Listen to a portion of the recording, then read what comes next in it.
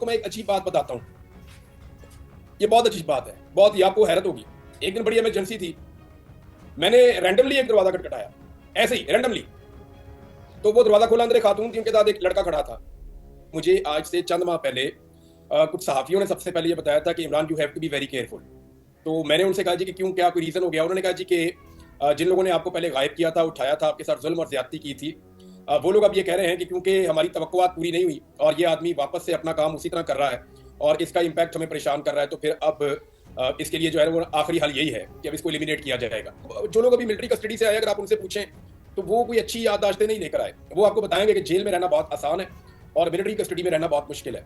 अब जब मैं काम शुरू किया तो मुझे दोबारा धमकियां आना शुरू हो गई। पहले मुझे लालच देने की कोशिश की कि इमरान रियाज को खरीद लेते हैं, मुख्तलिफ सोर्सेज से लोग भी मेरे पास आए, ऑफर्स लेकर आए, तो मैंने उन्हें इनकार किया। मैंने कहा जी मैं अपना काम करना चाहता हूँ।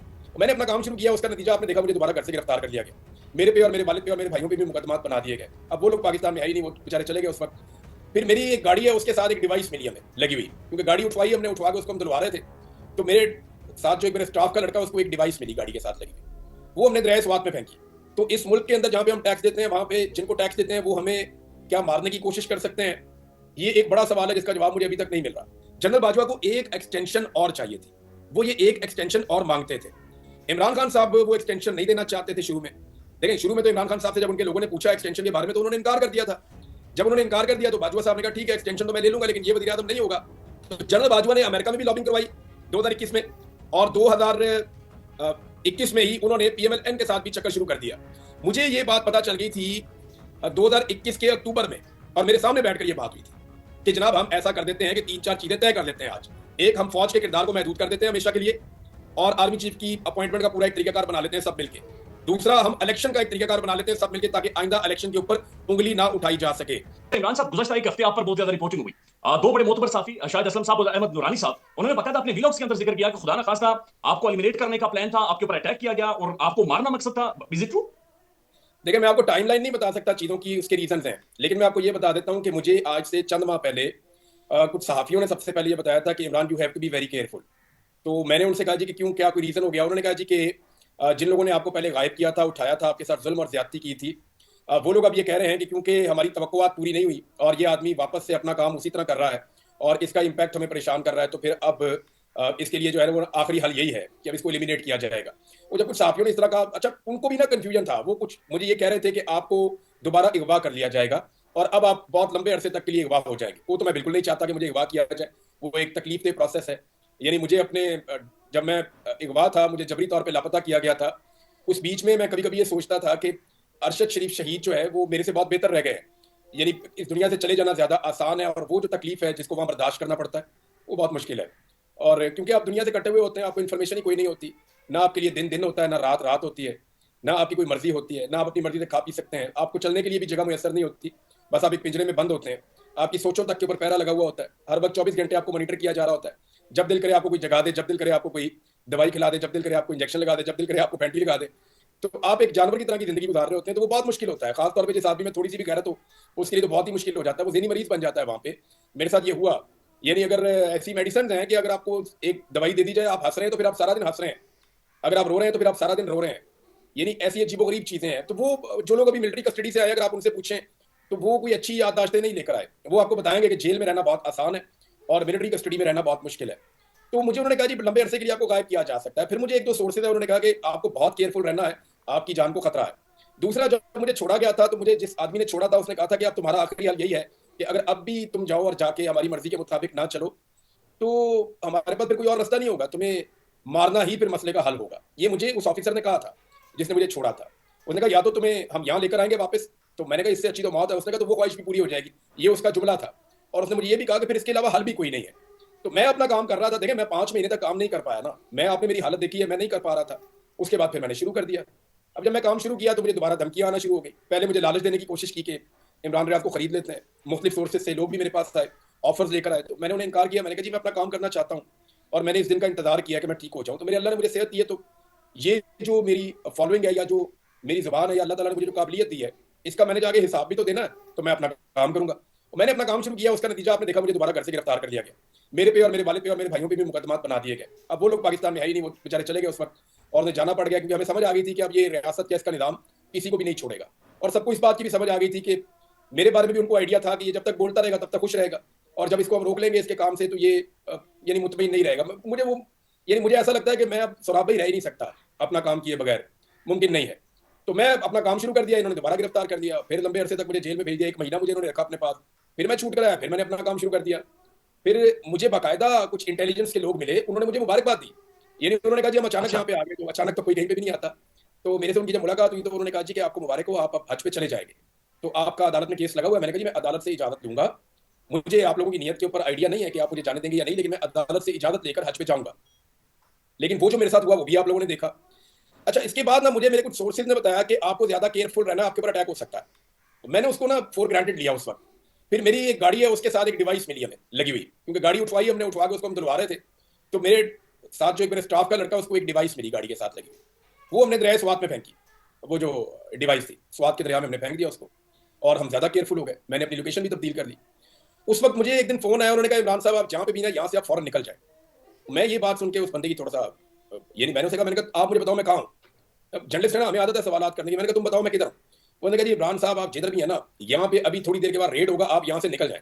मैंने कहा जब तुम्हें पता ही नहीं है मैं कहाँ हूँ, तो तुम्हें ये कैसे पता कि यहाँ पे रेड होगा। कहते सर मैं आपको जो बता रहा हूँ आप यहाँ से निकल जाओ। वो मेहरबान आदमी था, और उसने अपना पूरा तारुफ भी नहीं करवाया, लेकिन उसने मेरे 3 या 4 मरतबा रब्ता किया आज तक, और हर मरतबा एक अलग नंबर से ही रब्ता किया उसने। तो उसने कहा जी आप जहाँ है ना भाई, आप यहाँ से निकल जाए फौरन। अच्छा, मेरा एक दोस्त मेरे पास से उठकर गया था, मैंने उसी को फोन किया, मैंने कहा आजा भाई। तो वो रास्ते से वापस आ गया। मैंने अपनी गाड़ियां भी वहां छोड़ी, सब लोगों को वहां छोड़ा, और मैं उठ के वहां से उसके साथ गाड़ी में बैठ के खामोशी से, ऐसे ही बिल्कुल गैर महसूस तरीके से, वो गैराज से मैं बैठ के निकला और मैं चला गया उसके साथ। 7 मिनट के अंदर वहां पे रेड हुआ, विद इन 7 मिनट्स। यानी मुझे बाद में मेरे लोगों ने बताया कि 7 मिनट के अंदर यहाँ घेरा पड़ गया था हर तरफ से। अच्छा, उसमें बाद में जब हमने पता कराया तो खैबर पख्तूनख्वा का एक इदारा है, उसका नाम है DSB। ये जैसे आपका पंजाब में होता है ना स्पेशल ब्रांच, या आपका इस्लामाबाद में वजीर आजम के पास होती है एक IB टाइप की, इसी तरह खैबर पख्तूनख्वा का कोई DSB है।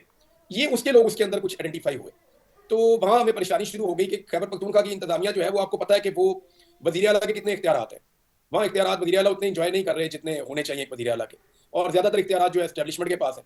तो मुझे इस बात का भी आइडिया हो गया। फिर मेरे खैबर पख्तूनख्वा में कुछ दोस्त हैं, उनमें से मुझे एक सीनियर ब्यूरोक्रेट मेरा दोस्त है, उसने मुझे बताया, उसने कहा इमरान भाई आपने हम पे भरोसा नहीं करना। मैंने कहा जी वजह क्या है। उसने कहा जी हम आपको खुद फंसवा देंगे, तो आपने ये भरोसा नहीं करना कि ये खैबर पख्तूनख्वा है तो यहाँ पे आप सेफ है, यहाँ से आपने अपने आप को फिर भी महफूज रखना है।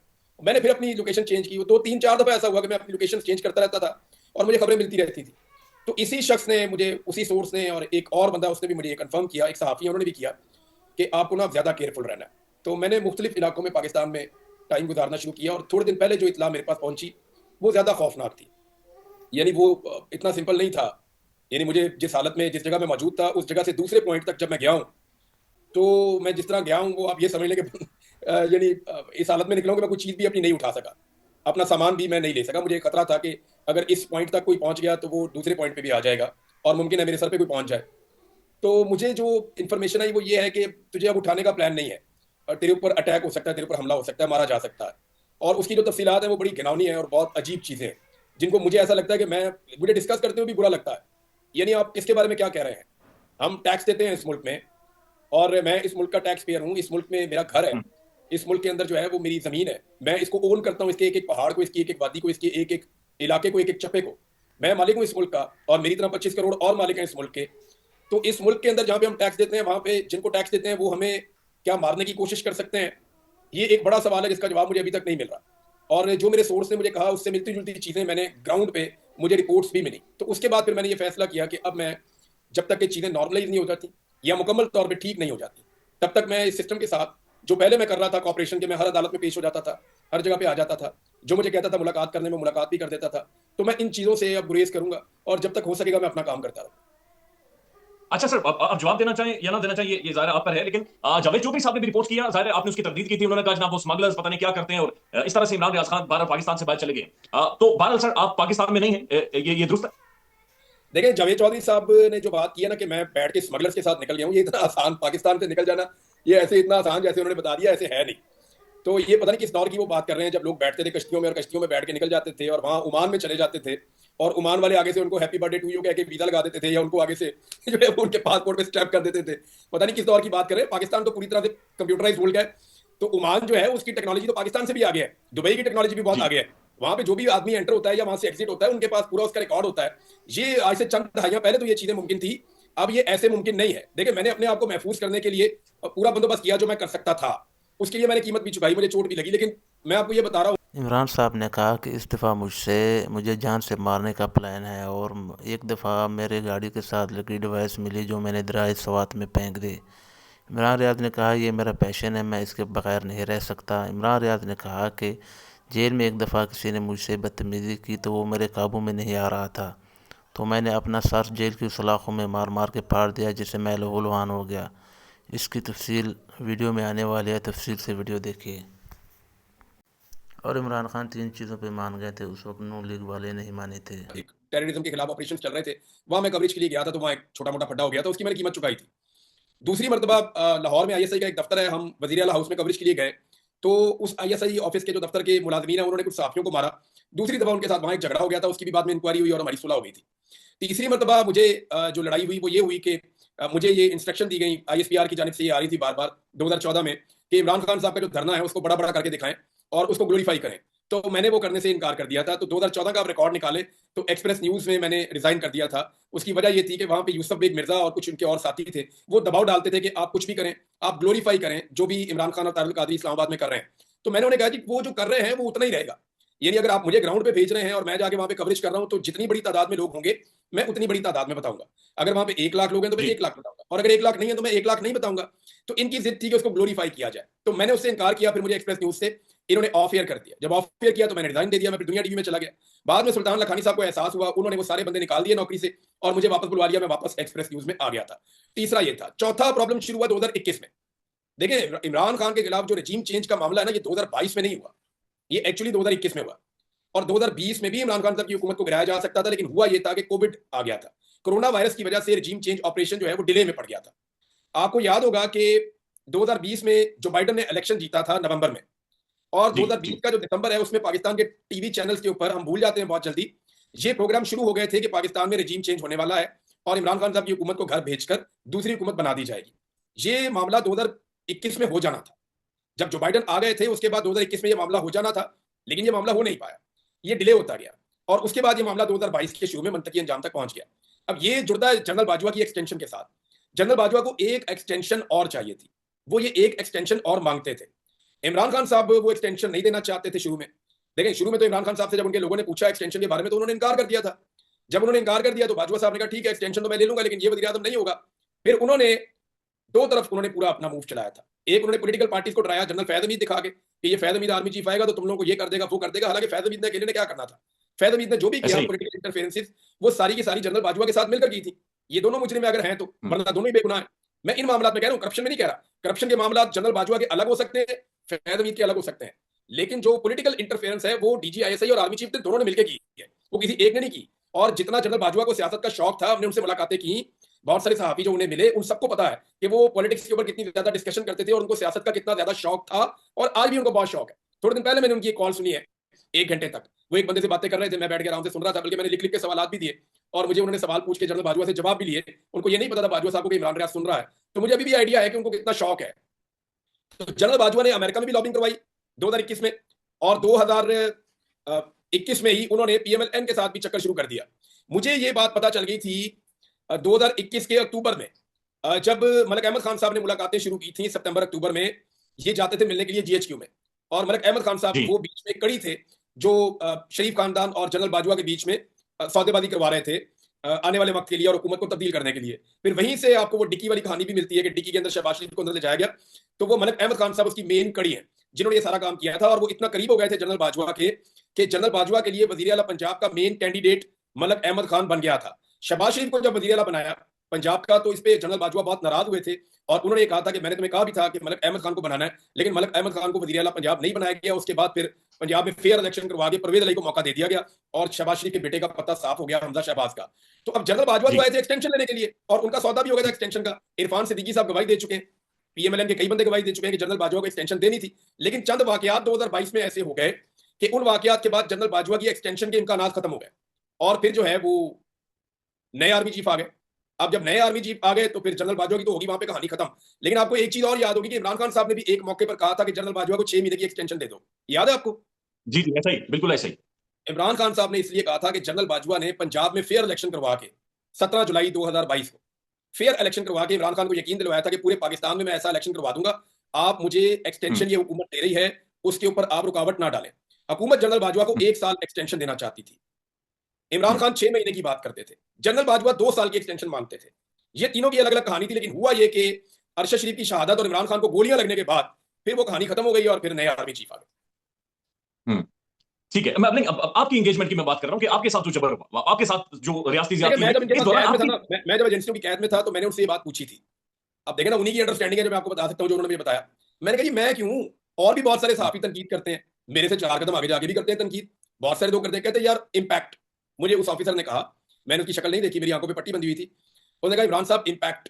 मैंने कहा वो क्या मतलब? कहते हैं यार वो बोलते हैं तो हमें फर्क नहीं पड़ता, आप बोलते हैं तो हमें बहुत इम्पैक्ट होता है, आपकी जो व्यूअरशिप है वो हमें मुतासर करती है, आपका इम्पैक्ट ज्यादा इसलिए हमें पसंद नहीं है कि आप हमारे खिलाफ बोलें। और मैंने कहा जी मैं आपके खिलाफ तो नहीं बोल रहा, मैं तो ठीक बात कर रहा हूँ, जो बात मुझे ठीक लगती है वो मैं कर देता हूँ, क्या डेमोक्रेसी के लिए बात नहीं हो सकती?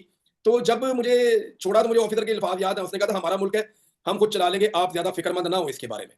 तो मैं उस वक्त, मेरी हालत भी इतनी अच्छी नहीं थी, तो मैंने उससे हाथ मिलाकर उससे कहा गुड लक, ठीक है अब चला ले मुल्क। तो जो मुल्क चला है पिछले 2.5-3 साल में उसका आपको आइडिया है।